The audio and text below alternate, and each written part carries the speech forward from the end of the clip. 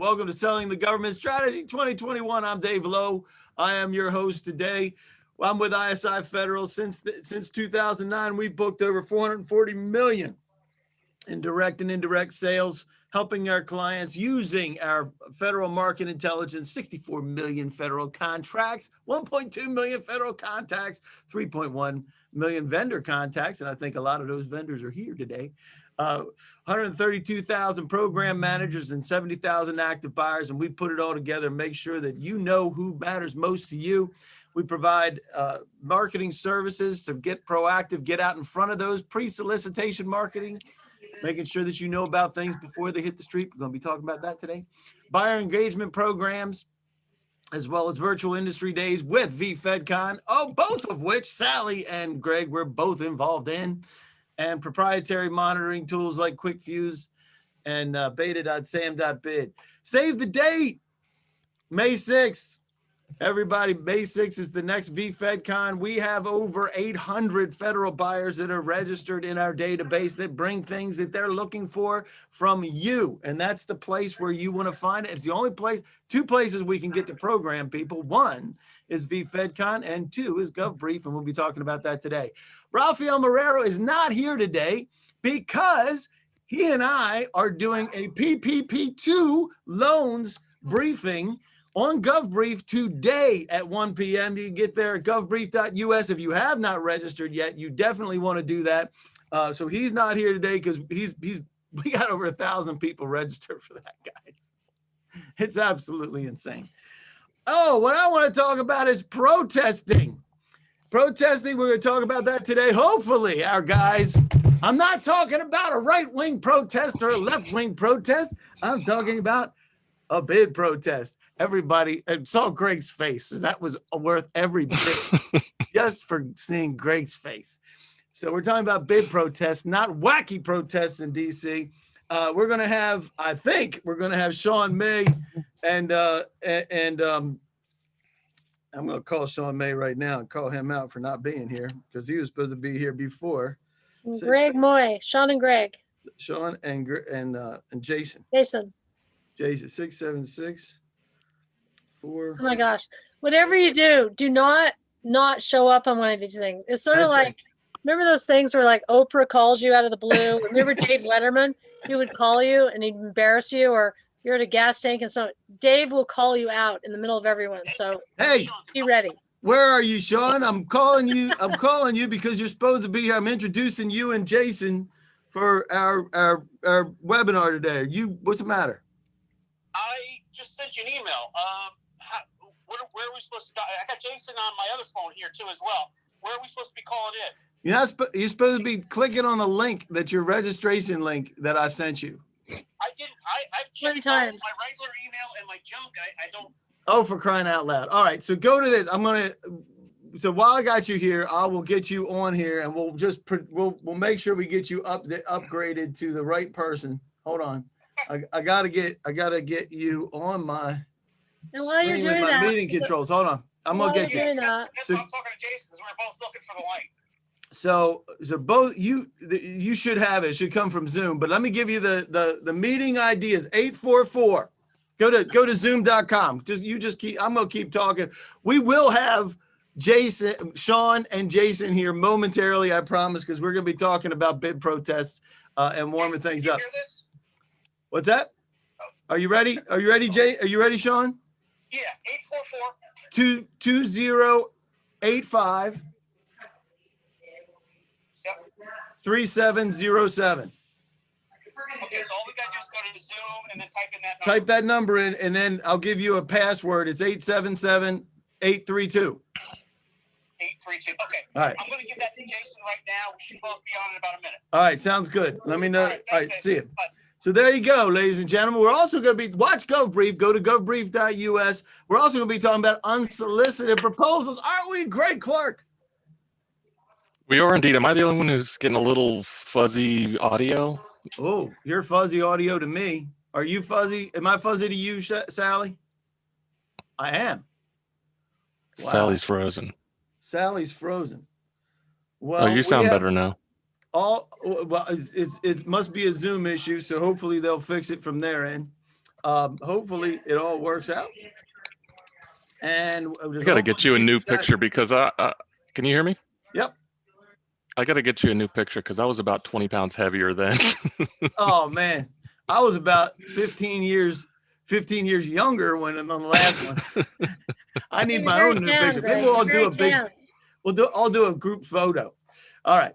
So everybody's saying that it sounds pretty good. And so there you go. So Greg Clark, you help folks with proposal writing, including GSA development, as well as other contract vehicles. And he's one of the few people on the planet that actually likes beta.SAM.gov. I do not. I use it. I do not like it. But you do help people win off of that. I'm working projects off of it right now. We help companies pursue and win government contracts, and we help companies get on the GSA schedule, and everything else we do is in support of that. Very good. And we had our 25th anniversary in August. Oh, that's right. Congratulations on that. And you have some kind of big number that you've helped people win over the course of time. We're at 375 contracts that we've won, and we're inching close to combined value of $2 billion. I can't believe I get to say. $2 billion. It's staggering to think that we're actually getting there. That's awesome, man. It's great stuff. And that's why Greg's here. So we're going to be talking a little bit about that. We do also have Sally Wade with Echo Wolf Solutions. She is what I call the Uber master connector. She is awesome at building relationships and helping people build relationships. And you have a lot of work in that you're helping with DOE and Navy. Tell us about that. And we're going to be relying on you some through today. Great. That's correct. Thank you so much, Dave, allowing me to be here. And thank you for his team putting this together. So I actually do a lot of work in DOD and DOE. And that, of course, DOD encompasses the Navy. And so basically, it's really interesting since I connected with our friends at, at ISI Federal and Fed. Con, thank you. That's all right. What they've shown me is I can get lists from them and I can participate in events with them, and they can narrow the search for my customers who are looking to target getting into NAV-C, NAV-Gov, SPA War, etc. So they've given me that guidance. So I'm really excited to be here, learn more. And this is correct. I've been working with DOD and DOE, DOE probably 10, 15 years. And so I'm very connected with them, and DOD probably the last 2 years. So excited to be here and be of support for all of you. Absolutely. Love it. Love it. Love Sally. She always has great insight on things. And I appreciate that. I don't know that Shirley's going to make it today. She's with Scale to Market. She helps with people with BD framework. She works with CEOs a lot of times and dealing especially with building those business values so that you can exit, which most of the business owners want. So there you go. There's Sean. There's Sean Moy. And also Peter Timbus was supposed to be here today, but I'm not sure if he's going to be here. He helps with contract funding. So after you win a contract, he helps to fund that. So sometimes we have some cash flow issues that happen. He can help with that. So a little bit about this webinar. It's always free. We have over 600 people registered. I think it's over 700 now. Every second Tuesday of the month at 11 a.m. And we're dialoguing with experts like Jason Moy, who I just met 2 seconds ago. Jason, good to meet you. I've known Sean for a while. And we get real about how things work because money doesn't fall from the sky in this place. I don't care what anybody says. They're selling you a bill of goods. If they do, say that. And it is a challenging market, and it hurts your head banging it against the wall. But we do have winning go-to-market strategies, and we'll help you get there, and we'll show off a little. Just remember how much you paid to get here. Quick disclaimer, this event is not endorsed by any agency, including GSA. And if there are any folks here from the government, it is not an indication of endorsement to purchase from anybody, including you or me or anybody that I know. And participation is easy. You can chat, you can raise your hand, you can ask questions, and we'll do our best to answer those. If you want to make Jason Moy and Sean May, who's not paying attention, to bigger or smaller, you can do that by grabbing that little thing on the side. And at any rate, we will have session handouts in the link in the chat. I did not get that out but I will do that for you. But I will ask, what are you doing here today? Why did you decide to join this ragtag group of people? You're new to federal contracting. I have federal contracts as a subcontractor and want to be a prime. I think you can pick as many as you want here. I have federal prime contracts and want to grow, or some nut sent me an email, and we have people that are already responding with the last one, which I wear that hat as a badge.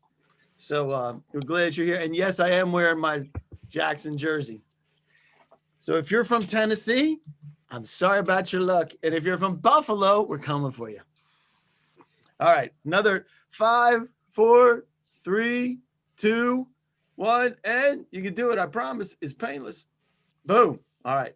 So here we go. A lot of folks that are new. Greg Clark. Yes, sir. A lot of folks that are new. Love it. Love it. Love it. Love it. A lot of folks that want to be a prime, and a lot of people think I'm a nut, and that's okay. So we'll tell you from here. There is $1.4 trillion of the 2021 budget. It has been passed. It has been signed. And all of the money has to be spent by 9/30/2021. Why is that for everybody that's new? Greg Clark, why is that? That's the end of the fiscal year. Yes, and they sir. gotta spend their budget in order to get there to get it again the next year. That's correct. They'll use it or lose it spending. And guess what happens? 91% of wins start with marketing in Q1 and Q2. And guess what are we in right now? Sally, do you know what Q we're in? We're in Q2. You're in Q2 because that started in January. So if you didn't start marketing in Q1, you're already behind. And that's why we're here. The number one, the thing government says to do, we've already talked about it today. They say it's so easy. Just watch beta.SAM.gov. Well, let me tell you something. You can go. I'm gonna put this in the chat in a minute when I unleash somebody else to talk and I can spend a minute. I want you to take the 90-second challenge. It's going to look something like this. When you click on this, there's two different places. Beta.SAM.gov is where they show you the opportunities. FPDS is where they show you contracts that were awarded. And within 90 seconds, you're going to find something that I learned 11 years ago that blew my mind. And that is you have something like 127,000 and change. These change a little bit over time, but we have the current links. And then you go to FPDS and you can see the awards. Let's take a look at this. 127,000 to 6.1 million or 6.2 million.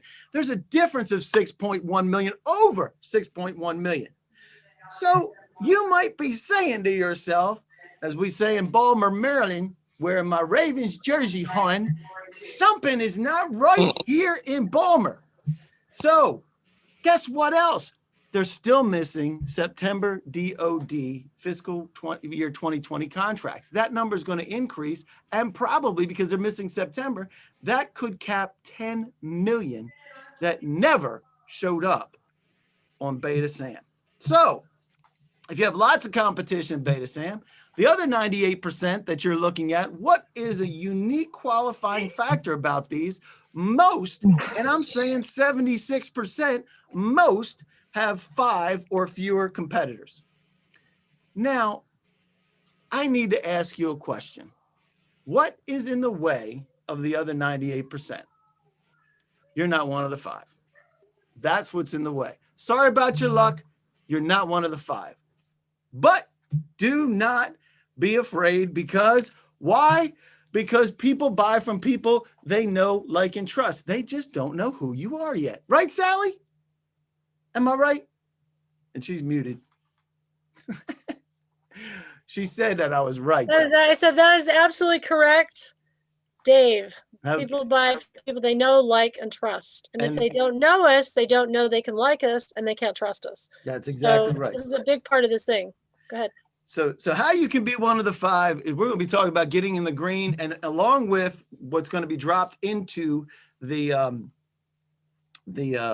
chat is you're going to be looking at contracting officers. There's a winnable opportunity matrix. We need to make it easy for buyers to buy from you. And it starts with having a clear, concise capabilities, as well as your updated SAM record, and make sure that it's active, because there's a lot of folks out there that it's not active because they changed their processes, and making sure they know about your socioeconomic set-aside capability. Now, Raphael's usually here to talk about this, so I'm just going to breeze past his sexy picture with blue glasses and get to what he does when he puts this stuff out. And one is, you want to have a capability statement, which is your resume. And you want to, it can be double-sided, but it should be one page. double-sided, and it has to capture your capabilities, have all your NAICS codes, PSC codes, all the different types of certifications that you have, the customers that you've done work for, the contracts that you have, contract vehicles, as well as your core competencies, and most importantly, contact information. You'll be amazed at how many people throw that out and have just a general address or a general email address or a phone number with no contact information. Make sure that your contact information is on there. And you'll notice that this is not super sexy when it comes to some kind of marketing plan. Most marketing people, this makes their head explode because it's so busy. But on the business cards, it's like a miniature capability statement. You're speaking their language. When they see this, they know that you know how to do business with them, and you get past their BS meter. And this is also double-sided and include all the NAICS codes, at least the top NAICS codes that you're performing under. You can see it here, and make sure that you get that. And one of the things that Raphael likes to talk about is make it matte finish so people can write on it. And people still do use business cards. Well, we will someday when we start meeting each other again. So do you guys need, I'm doing this for Raphael, as I mentioned, Raphael and I will be doing a briefing that you can go to govbrief.us and register for. We have over 1,000 people registered for the PPP2, and that's why he's not here, because he's making sure everything. Do you need a capability statement, a briefing deck? Do you need to get funding, or do you need to get certifications? He does certifications as well. 8A, SDVOSB, women-owned, etc. And we're going to give that another 10 seconds because we want to get moving, because we got a lot of things to do, because I got to end this on time today. Let's see why somebody is sending me this.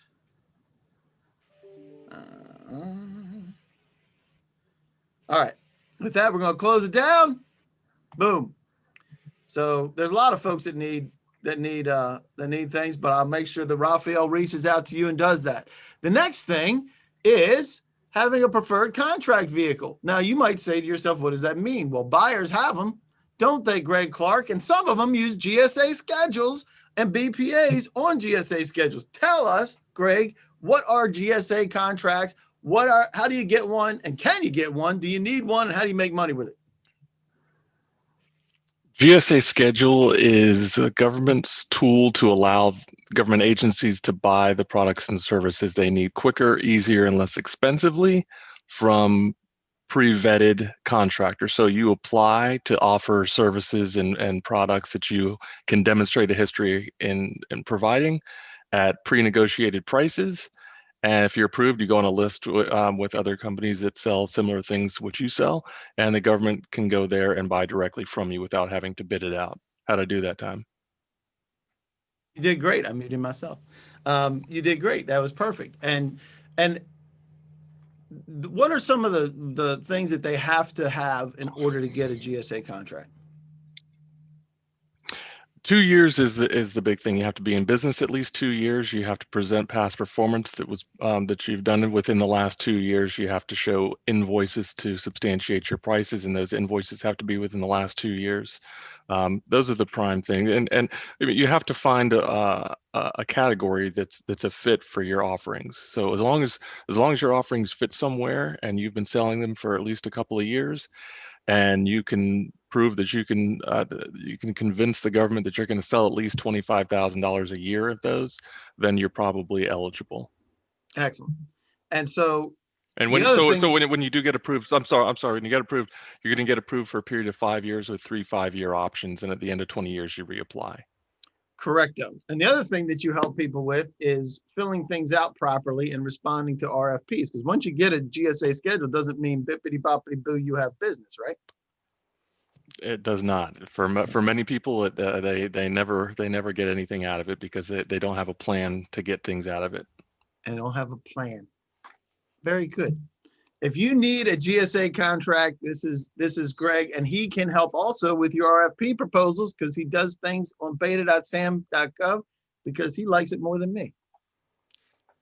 I tolerate it. He did. That's right. We all tolerate it. All right. So Greg, let's see. Hold on a second. Greg, please help me. Help me get a GSA schedule. Help me with a current proposal. Help me with a future proposal. Get me past performance. You need to have past performance in order too, right? All the time. Make sure it's ready. Absolutely. And then something else, please call me. Let us know where you go, what you need, and we'll make sure we connect you with Greg, and Greg gets, you get to be able to, because you will meet with people, you talk with people. How much does it cost for you to talk with people to find out if you guys can fit? We don't charge until you decide that you want to have us do a proposal or do your schedule application. Everything up to then costs you nothing. There you go. My favorite 4-letter word, free. He will talk with you for free. All right, we'll give you another 5, 4, 3, 2. I promise. He's really a nice guy, even though his picture's older and he's heavier in the picture, apparently. All right, there you go. So here we go. We got a couple different things. Some folks want to get a GSA schedule, and some other folks need something specific. So we will make sure you get that, and you will get what you need. So how can you be one of the 5 and get in the green? We're going to be talking about that. This is the winnable opportunity matrix. I'm going to do my best to drop this in the chat. Last time it didn't let me do it. I was We have trying confidence in you, Dave. We have confidence in you. You can do it. Well, Confidence is high. hang on a second.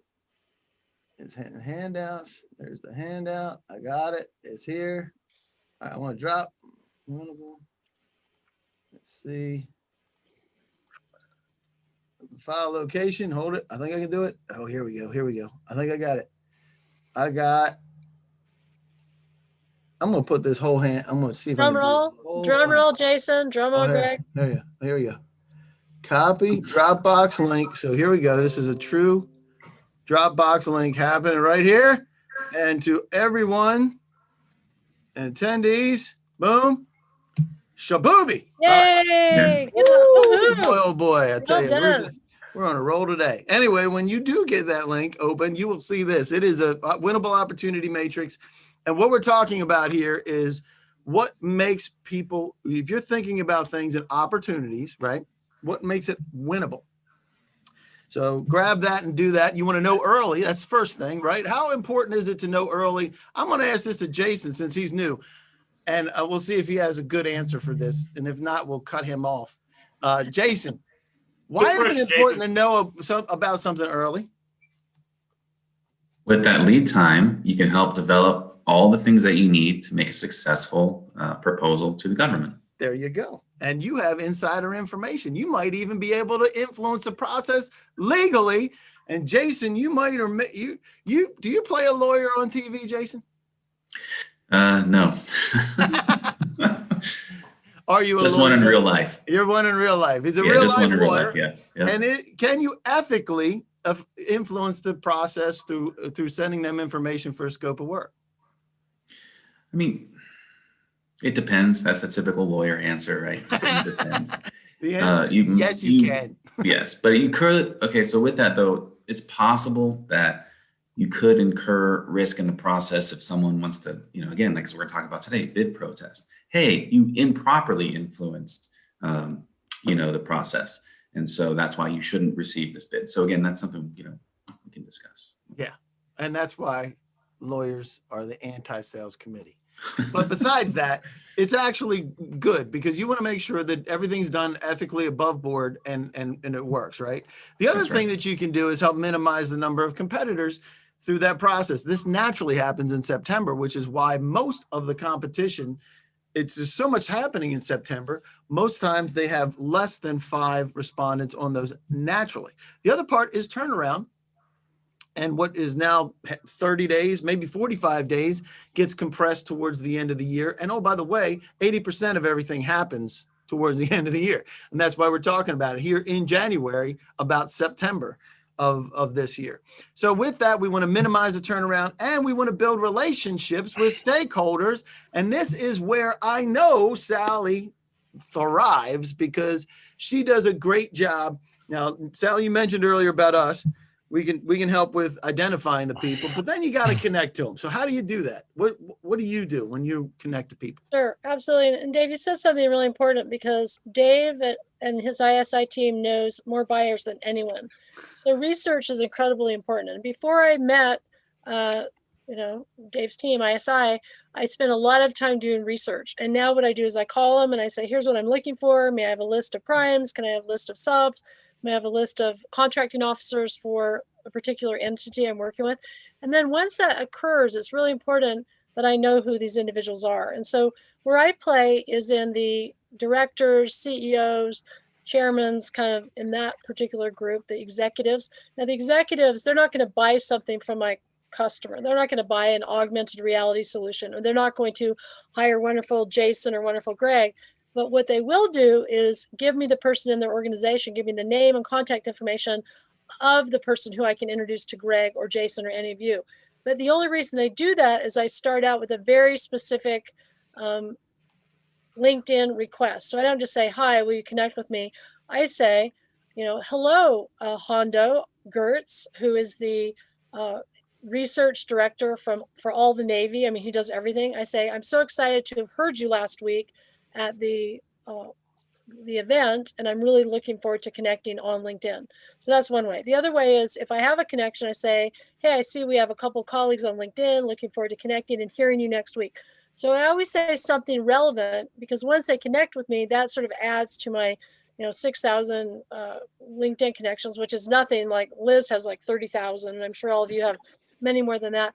But the point is to be relevant, be important in what you say that adds value to them, right? Whether you're on Twitter or LinkedIn or Facebook, or if you're connecting to some, Gen Z person who's buying something because there's some amazing Gen Z or millennial, you want to be relevant in connecting with them.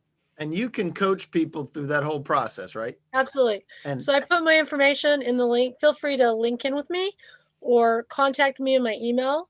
And I'm happy, as part of the ISI team, to do a free consultation and sort of share and share with you everything you're interested in. But I can't say enough about getting the research right. And Dave, and I can't really share it now because I've sworn to a code of silence, he and his team are coming out with an amazing tool that is like LinkedIn on steroids. And I can't wait till I can be part of the beta users in that. Yep.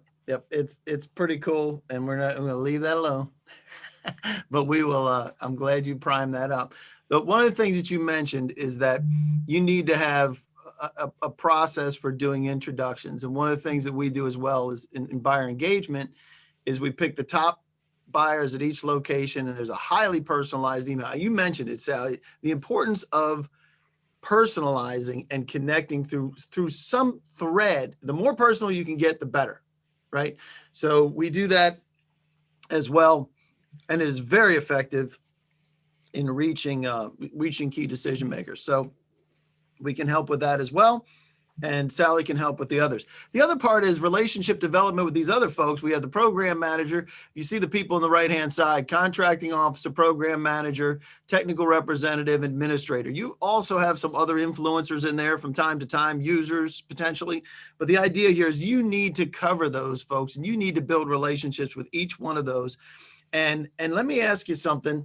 Knowing what we know about how many contracts are competed with 5 or fewer contractors, how important is it to reach out to get decision makers? And you have 4 choices here. You have critically important, critically important, critically important, or you weren't paying attention. It is I don't care which one you pick. It is absolutely critically important. Now we have 86% that pick the first critically important and 11 that are picking the. All right, you guys get the picture. It is absolutely critically important to build relationships before the next RFP is released. And that's what we're going to be talking about here. So I'm sharing those results. We have a lot of people that picked the right answer, and nobody was not paying attention.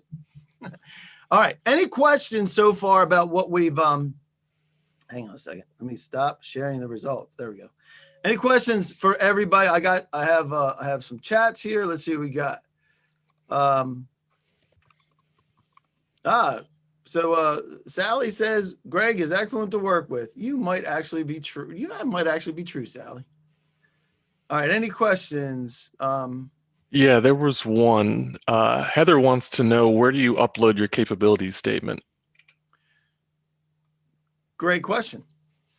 So There is. SAM.gov. Go ahead. Go ahead. SAM.gov has a SAM.gov, capability. very important. It's also important to have it on your website. It's also important to have it on your LinkedIn. So anywhere that you might have someone want to visit you to find more information, you upload it to. So any campaign you do, any call, anything you do, you want to figure out, what is the outcome? What outcome would cause me to say, this is the best campaign I ever did?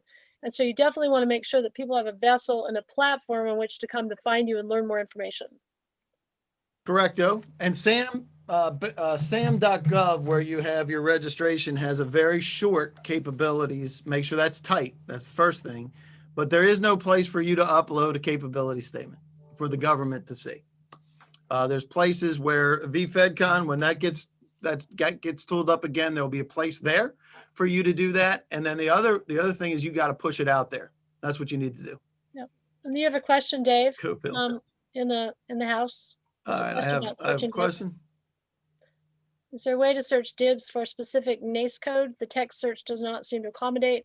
I can search for additive manufacturing, but not for NAICS 332117. Great question. I don't know the answer to that off the top of my head, but I will find out. Michael Mowens. I haven't looked at DIBS recently, and maybe they've changed things. Hugh has to leave because he says go Bills, so forget it. You're out. Let's see, who else has, anybody else? Let's see. All right, I think it's all there. I think we got that. If any other questions, you can raise your hand, and we can also unmute you as well if you'd like, as well as incorporate this. Let me make sure there's no Q&As. No Q&As. Okay, very good.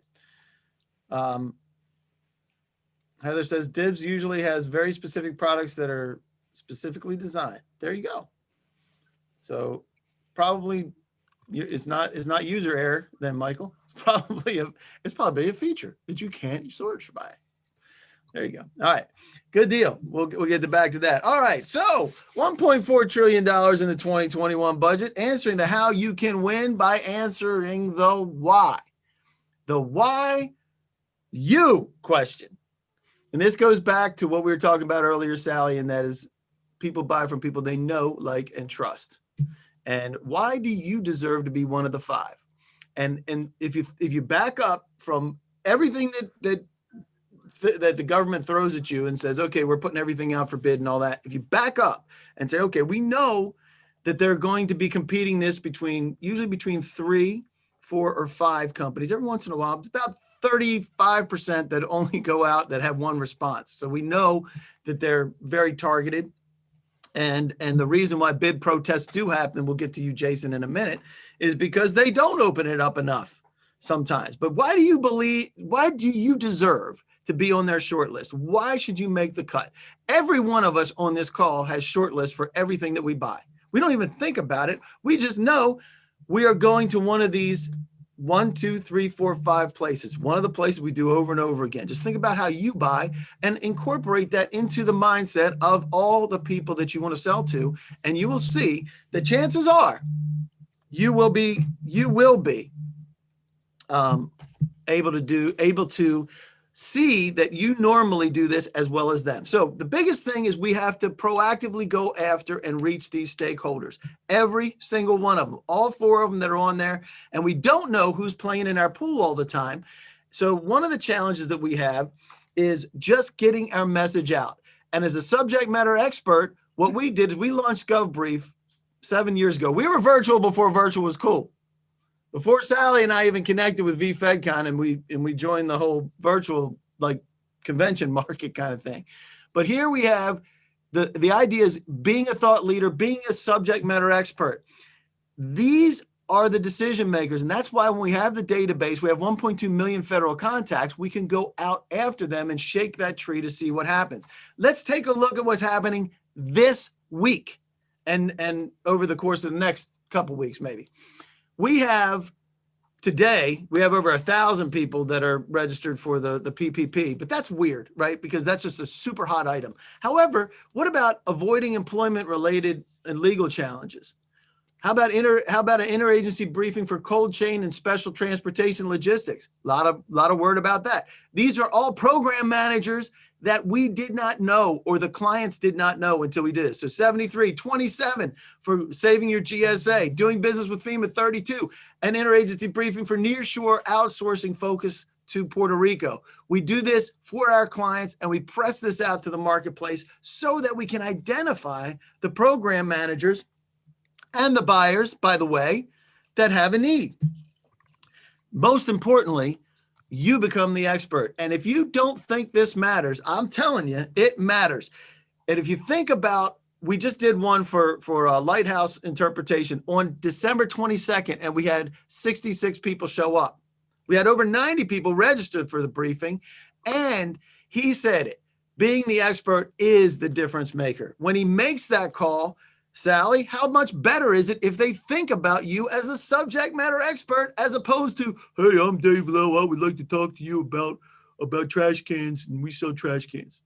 It's not only 100% better, but it makes the difference whether you'll ever get past that person, or whether they'll refer you to the right person, or if you send an email, whether they'll forward your email, because they know, as we learned yesterday on our call, that if I know someone has taken time to come to my website, they've checked me out on LinkedIn, they sent a LinkedIn request, I know they care enough about what I'm doing to align with what they're doing. So alignment is the key.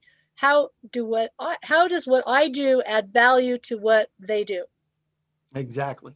And guess what? They've already thinking that you're a subject matter expert, which Right. means they approach you totally different. It's amazing to me when I would walk into a room, if somebody's seen me on one of these, I was like, oh my gosh. And I'm like, I know about my business, but I know about my business because I share it here, and they're like, hey, I want to know about this. I want to ask a question about that. And if I don't know the answer, just like I did with, I think it was Mike, that I'll tell you, I don't know, and we'll come up with the answer though. So that's the idea, is we engage people all the time. So what is it that you need from me for being able to get to key decision makers? If I call this up here. Get you to be the expert with GovBrief, with program managers. No other place that I've found that I can reach more program managers than GovBrief, period. Even VFedCon over the course of a year, I'm telling you, we reach more buyers and more program managers through GovBrief than anything else. How about a successful marketing strategy? Find the buyers. You mentioned this, Sally, finding buyers for what you sell. We do that as well. Reaching prime contract holders. You said that as well. Sometimes you want to be a sub to a prime. That's fine. That's okay. No big deal. And if you have something specific, we can do that too. So let me know what you got, and we're only going to keep this open for another few seconds because we got a bunch of stuff we need to get to. And Raphael's blowing me up about the 1 o'clock. He doesn't remember that we're here for this, apparently. This super quick story while you're completing your poll. Yep. So I had a customer who's looking to be of service to Indian Health Services, and Dave was able to come up with a list of all the buyers for their particular product and service. And he helped us see that there's one major buyer that's done like $700 million, and that's who they only buy from. So he helped save a lot of time, because instead of trying to go after Indian Health Services for this particular product, he helped us to go after that prime and see how we could be additive to the prime. So very important. And to your point. All right. So I'm going to leave. We're closing this down. So you can always reach out to us. And so here we go. Build a successful marketing strategy. Love it. And we will contact you about GovBrief as well. You can see it at govbrief.us. You can see it in action. And then also, I want to call attention for you, Sally, is that no matter what, you're always going to need, let me get this to stop sharing. Hold it. Stop. I keep thinking if I close it down. All right. So you're always going to need some additional help in reaching some strategic targets. And you help folks do that, right?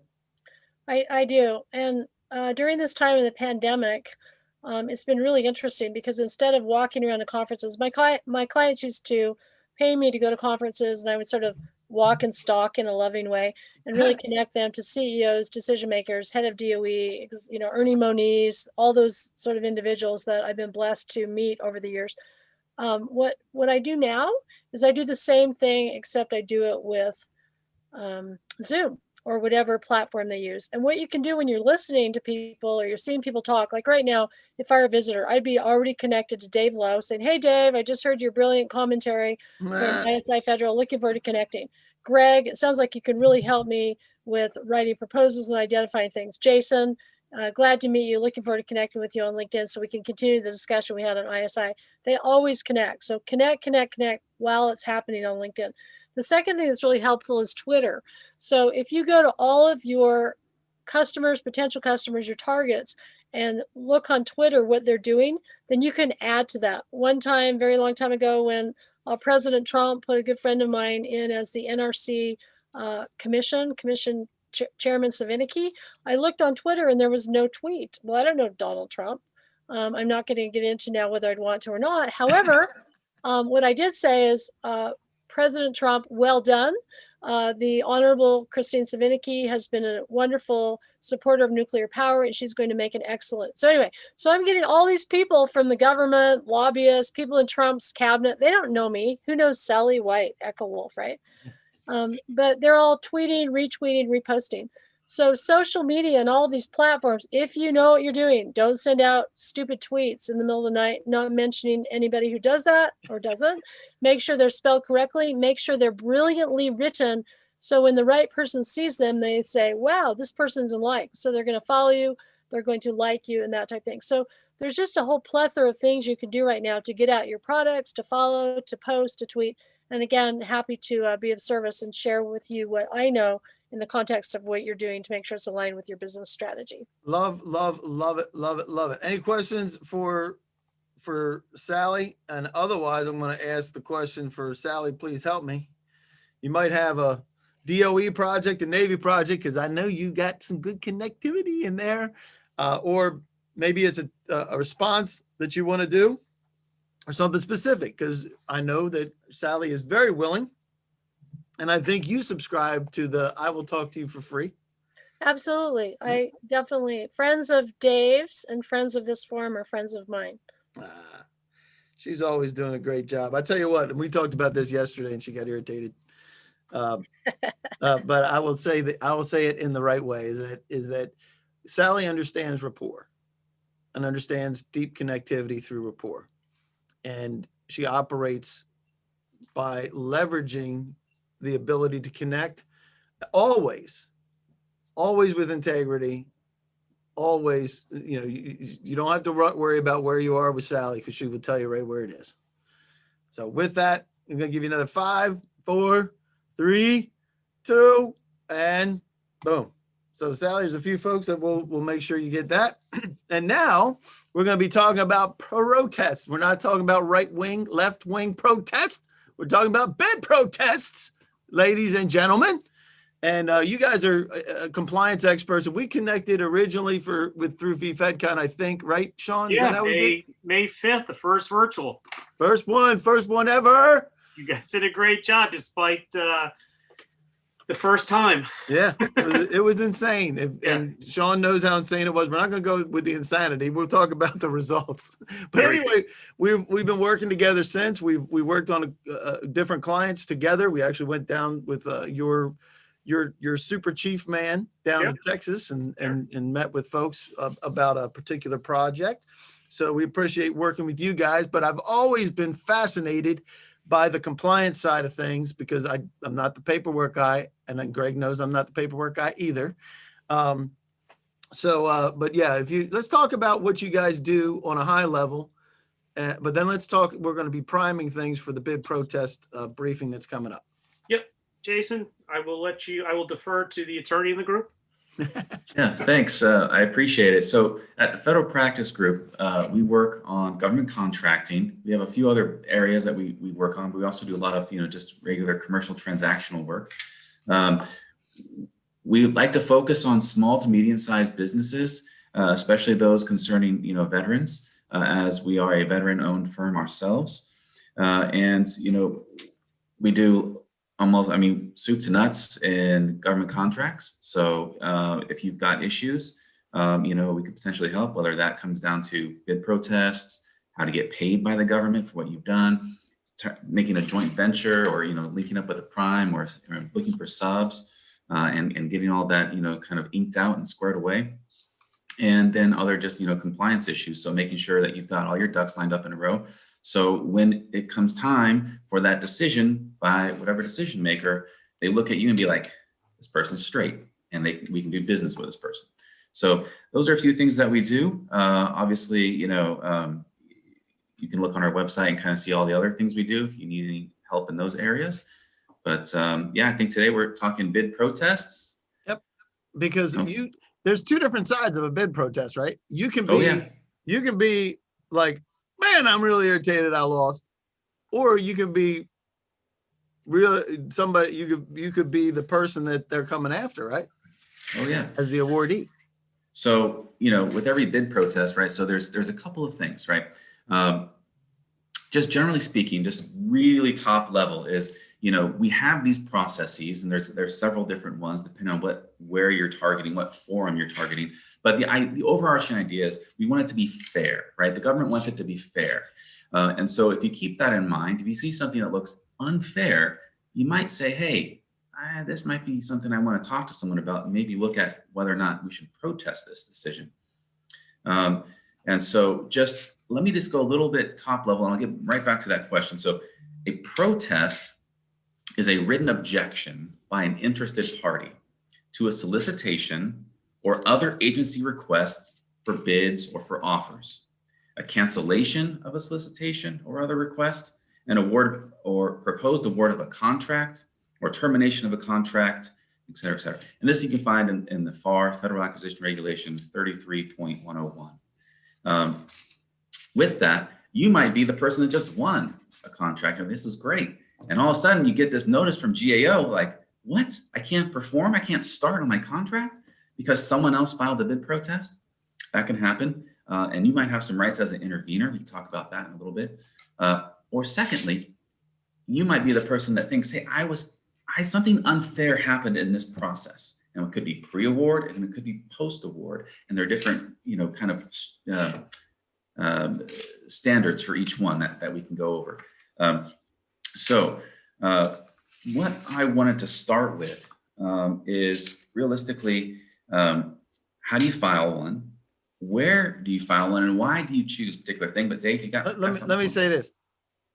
We're not going to get into a whole lot of the details. I just want you to know that Jason knows what he's talking about. And that way, when you see the invite that comes for this, for the protest, right? For protesting awards or protesting bids, it's going to show up on govbrief.us, and you guys can come to it. If you do now have a particular issue that you want to work, that you say, I don't want to wait. I do not want to wait. Here's what we want to say is, hey, I want to protest. Oh, by the way, protests have been happening for a long time. But when I got into this 12, 13 years ago, it was rare because you didn't want to irritate people. But I'm telling you, it is a lot more common now, isn't it, Jason? Yeah. Oh, it's pretty common. Pretty common. Yeah. And you guys do a lot of different, you guys do a lot of different agreements and compliance. I have been, and I said this for a long time. I've been doing these online webinars and briefings for over 10 years. And I've been looking for somebody that understood and operated within this market that small businesses can reach out to. There's a lot of times you get the big boys out there, they're costing $10,000, $20,000 to do a protest. And maybe it will cost you $10,000 or $20,000 over the course of time, but not to just talk with you guys. And I know you have some really good ways of being able to engage with small businesses where you don't have to have like $5, $10, $20, $30, $50, $100,000 worth of retainer that goes out. So that's really important. And I know that compliance can be one of those things that put you in a coma if you're just talking about it, right? But we're going to make sure that anybody that wants to learn about bid protests gets the chance to, as well as as other things. And we have a few people that want to talk with you, which is great. Nobody wants to protest anything right now. So, but we'll get you the people that apparently they want to reach out directly. And Dave, just to echo what Sally had said, yeah, anybody who comes through me or Jason via your presentation today, consults are free. And I think I'd let Jason speak to this. We're pretty straightforward. If we do not think you have a case, we're not going to waste your time and money to move forward. So you get a free consult, and at the end of it, Jason or Eric, anybody from our team will tell you X, and I'll let you speak to that, Jason. Yeah, absolutely. I mean, it doesn't do us any, it doesn't do you any good if, we're trying to chase, rabbit holes and rainbows. I mean, you got to have something that's worthwhile. And we're going to let you know, because again, when it comes down to it, a bid protest is a business decision, right? Are you going to make more by protesting than you might lose in the cost of pursuing that? And you have to look at, and again, I don't know how much time I've got to really go into any of the details here, but there's limited remedies that are available. It's about, hey, can we get a do-over? Hey, can we stop what's going on? Some sort of injunctive relief. But it doesn't mean once you protest, like, oh, you're automatically going to be awarded the contract. So there's a lot of decisions that you make during that time. And what I'll say is, yeah, we'll give you a straight shot. And if we think you got something, great. Do you need to, after you talk with us, if you want to shop that around, we don't mind. We're going to tell you what we think, and we'll let you make your decision. So, yeah. Yep. So definitely watch govbrief.us. You will get notification of that. And we already did that bad boy, and we're here. We're going to go to start your marketing process. If anything that we can help you with today is letting you know, number one, that you got to get it. You got to get started. If you wait until July, August, you have reduced your chances dramatically. In fact, we don't do any briefings after the 15th of August, because we already know by the time you hit August, we're down to about 40%. By the time you hit August, you're down to 60% in July.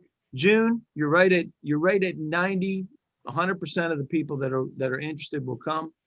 And it really makes a big difference if you get out and start pressing the market. If you think about relationships, it just takes time. It takes time to get to them. It takes time to build those relationships. And Sally can help with that rapport stuff for certain. I am certain. And you can find ISI Federal on YouTube, on LinkedIn, and on GovBrief. If you go on GovBrief, we're loaded up there. We got several briefings. Greg, yours is coming up. We're going to get yours out. Jason and Sean, we're going to get yours out. That's coming up. So we will make sure you're on there as well. Remember, save the date, May 6th for VFedCon. It is an all-day event. And you would think that an all-day virtual event will put you to sleep. But I will tell you what, you will learn a ton of stuff. And we had so many people say that they could not believe how much fun it was. We had Darryl Green both times, who's a Hall of Famer. Darryl Green from the Washington football team, formerly the Redskins when he was playing. But there you have it. And we will certainly do that. And February 9th is the next one of these freebies, which is 11 a.m. We're still talking about the strategy for fiscal year 2021 and getting out there and disrupting the status quo. Disrupting what is happening. And you mentioned it, Jason, it's a business mindset. But if you think about how things are happening, right? So the reason to do a protest is the same reason you want to get out there and market, right? Is because you don't want your competitor to keep cashing government checks and put them in their account. And you need to disrupt that process. And that is exactly what we're going to do. Ladies and gentlemen, thank you very much for joining us. If there's any other questions, let's see what we got here. One thing, Sally's talking about LinkedIn. Love that. I have a meeting with DHS CBP February 1st to sell rain jackets. What do I need to know before the meeting? I've not dealt with the government before. Fantastic, Hugh. Congratulations on that. So first of all, who's going to be there? This is great. We do this on Monday mornings as well, right? Right, Sally? We always talk about things like this. Correct. Yeah, and I would definitely, we can do a discovery call, and we can talk about rain jackets. We can talk about DHS. Just send me your email, Dave. I Yep. put your email in the link and said to schedule a discovery call.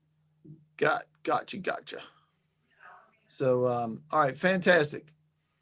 Any other questions? Did I miss anything else? All right, fantastic, great. Everybody, I got to jump. If you do want to be in part of the briefing today for PPP2 with Rafael Marrero, that will be starting at 1 o'clock, and you have to register. Go to govbrief.us. That one is free as well, so you can join us for that if you would like to. And like I said, we had over 1,000 people registered for that, and so it's a good thing we have a whole bunch of headroom on our Zoom account. And if you're trying to capture all the notes, there's 3 dots on the right of your chat in Zoom. If you click the 3 dots, it will save your chat. Look at that. Very good, Sally. I appreciate that. Man, oh man, she is just full of good wisdom today, isn't she? Oh. She is. She always is, but yeah. Awesome. All right, guys, gotta go. Thanks, Dave. Thanks, All right. everyone. Nice to meet all of See you. you guys. Everybody. Jason. Bye, friends. Yep. Bye. See you guys. Bye-bye.